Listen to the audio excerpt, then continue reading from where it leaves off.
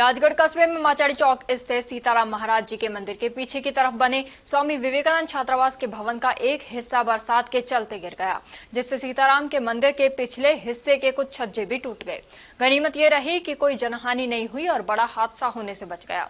वहीं पीछे के तरफ से एक आवागमन के लिए गली बनी हुई है। जब भवन गिरने लगा तब गली में कोई नहीं था। भवन गिरने की सूचना नगरपालिका राजगढ़ को दी गई। सूचना पर नगरपालिका की टीम मौके पर पहुंची और आगे की कार्रवाई जारी कर सड़क के दोनों बैरिकेडिंग करवा दी है।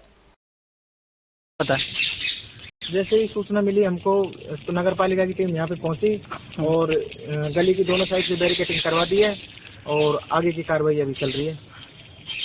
राजगढ़ में 3 दिन से लगातार बारिश होने के कारण सीताराम जी मंदिर के पीछे जो मीना बिल्डिंग है वो नीचे गिर गई है, जिसके कारण मंदिर को नुकसान हुआ है और गली में भी अब जो दरवाजा है लोहे का उसमें काफी नुकसान हो चुका है। जो पूर्ति है या बिल्डिंग नीचे उतरने का काम शीघ्र किया जाए।